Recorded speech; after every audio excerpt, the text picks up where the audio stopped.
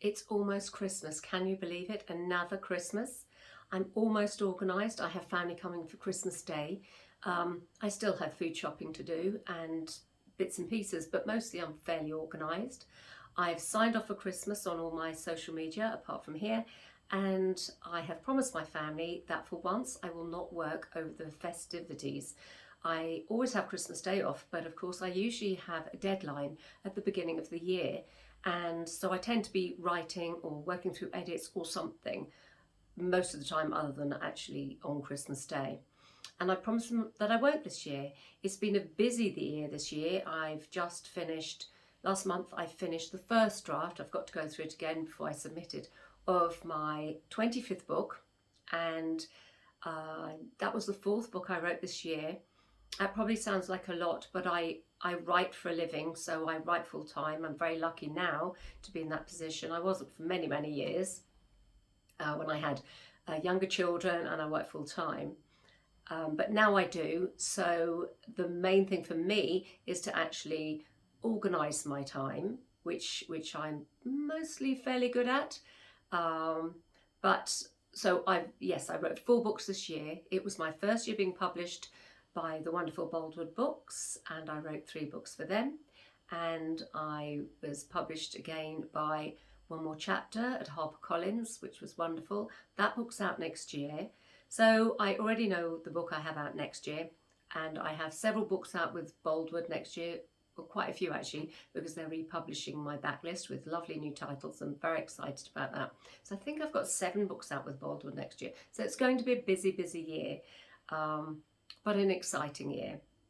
And one of the things I like to do at the end of the year, this time of year, is to look back at what I have achieved, because I do spend an awful lot of the year, I don't know about you, but I tend to spend a lot of the year thinking about all the things I haven't done, like this wasn't good enough, or I didn't do it quickly enough, or it didn't turn out quite as well as I'd imagined, or something like that. I'm quite hard on myself. So once a year I try and actually look back and think, you know what, that might have not done this well, or that one might have done better than you thought that one would, or whatever. But I actually did achieve stuff this year, and it doesn't matter how much you achieve, as long as you're stepping forward and achieving something, surely that's a good thing. The most important thing, obviously, is that we are healthy and happy, and if possible, you're enjoying what you're doing, which I now do, thankfully. It's taken many years to get me here, but I am here, and I'm very grateful for that. But next year I've got lots of plans, as I said. So I've got my Kanban board over there. I've got a new planner, a new diary. I actually bought a 5-year diary. I found 2 5-year diaries in an old handbag the other day that I hadn't seen for years and years. And I thought, I haven't actually done one for about, I don't know, 15, 20 years. So I actually bought a new one. So that'll be quite exciting. But lots and lots going on. And the most important thing is to be excited and look forward to it, and that sort of thing. I do say I'm not working at the moment, but I am actually reading a research book and really enjoying it and making notes. And that's for an historical I'll be writing next year, which I'm excited about. So one of the good things about the internet, I tend to spend an awful lot of time on it, losing time basically, but I do learn a lot from it. I enjoy following inspirational authors and other business people, or people who just are inspiring in some way or another. And one of the good things about the internet is that you can do that. It's always readily available, isn't it? And also, as a writer, it's a very, very solitary life. I come across as an extrovert, but I actually am quite introverted. When I'm out at a party, I will, thoroughly enjoy myself and probably look like a real extrovert, but I'm actually quite introverted, and I love being by myself a lot of the time. So writing suits me.